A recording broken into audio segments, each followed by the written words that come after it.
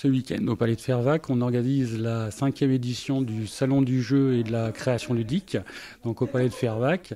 Le but du salon, en fait, c'est de faire découvrir au plus grand nombre les nouveaux jeux de société, les jeux de figurines et les jeux de rôle. Alors vous allez avoir une cinquantaine d'exposants qui seront répartis sur le rez-de-chaussée et le premier étage du Palais de Fervaques. Vous allez avoir des associations de jeux qui vous feront jouer donc, aux nouveaux jeux de société. On a 23 associations.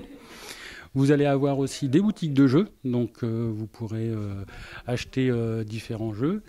Et vous aurez aussi des auteurs, des créateurs et une exposition Lego pour découvrir les nouveaux jeux. Vous avez deux catégories. Vous avez ceux qui sont passionnés, qui connaissent déjà les jeux de société modernes et qui veulent participer. Et puis après, vous avez les curieux, donc les familles, et en fait des gens qui cherchent à être surpris.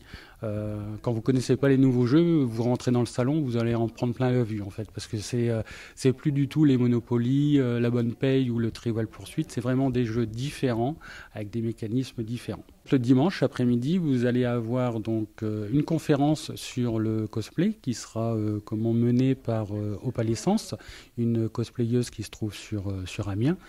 Elle va vous expliquer en fait ce qu'est le cosplay, les différents types, les différents modes. Et après, on organise à partir de 16h donc un concours de cosplay au Palais de Fervaques. Donc on va organiser aussi sur les 2 jours 6 tournois de jeux de société. Ce sont des jeux qui sont assez rapides, assez simples et qui permettent aux gens donc justement soit de s'initier pour découvrir les jeux ou ceux qui sont un peu plus aguerris d'appliquer leurs tactiques qu'ils ont mis en place chez eux pour voir si ça marche au niveau du tournoi. Le salon a lieu du 28 au 29 septembre au Palais de Fervaques à Saint-Quentin. Le samedi, ça sera de midi à 19h et le dimanche de 10h à 18h.